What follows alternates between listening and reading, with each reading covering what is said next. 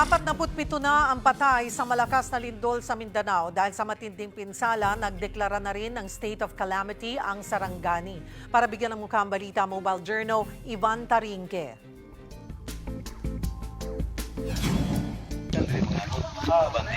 Pahirapan ang paghahanap sa apat na residenteng natabunan ng gumuhong bundok sa Patuko, Balut Island sa Sarangani, Davao Occidental. Mano-mano lang kasi ang ginagawang paghuhukay. Katabi lang ng bundok ang bahay ng mga biktima. Kaya nang tumama ang magnitude 7.8 na lindol noong Lunes, sila agad ang natabunan. Binigyan na ng modular tents at food packs ng DSWD ang ibang naapektuhan sa isla. Tulong-tulong naman ang mga residente na buhati ng isang nabagsakan ng pader ng bahay sa Barangay Lakir. Ayon sa uploader ng video, hindi sana matindi ang pinsala ng pagyanig sa kanilang barangay kung hindi lang tumama ang tsunami. May mga bahay at gamit tuloy na nasira. Napadpad din ang ilang bangka sa kabahayan. Matapos namang ma-isolate, naayos na ang tulay na nag-uugnay sa bayan ng Malapatan at Glan. Pero bakas pa ang pinsala ng lindol sa ilang paaralan at mga bahay na nabuwal. Hindi na rin mapapakinabangan ang ilang gusali ng LGU. Sa video ng ito, makikita ang pagragasa ng malalaking tipak ng bato at lupa sa mga kabahayan sa Sitio Tagaytay sa Barangay New Aklan.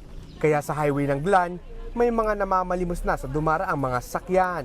Number one, sir, ang tubig at saka bigas. Kasi wala na kaming tubig doon sa bahay namin. Bumaba kami dito para maghingi ng tubig at saka bigas.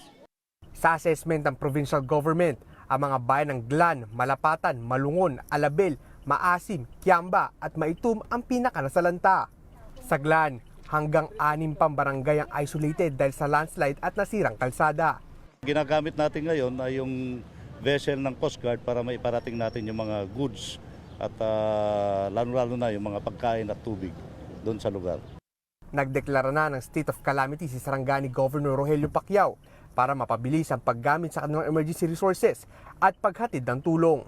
Magpapamigay din ng tulong ang Department of Agriculture sa mga naapektuang magsasaka at mangingisda sa Sarangani. Sa Davao, nilagyan ng red at yellow tags ang ilang establishmentong nadali ng lindol. Kapag red tag, bawal gamitin ang gusali hanggat hindi natatapos ang assessment at pagkukumpuni. Kapag yellow tag naman, limitado lang ang paggamit at kailangan pa ng approval ng OCBO pagkatapos kumpuhinin.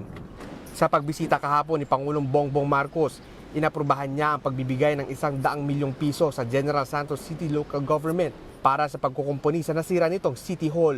Manggagaling ang pondo sa Local Government Support Fund na binuo para sa pagpapatupad ng prioridad sa development sa lokal. Magbibigay rin ng pondo para sa pagkukumpuni ng mga nasirang infrastruktura sa South Cotabato at Sarangani. Tatanggap naman ng tig 15,000 ang pamilya ng mga namatayan dahil sa lindol. Mga kapatid, Mobile Journal Ivan Tarinque po, hatid ang muka ng balita.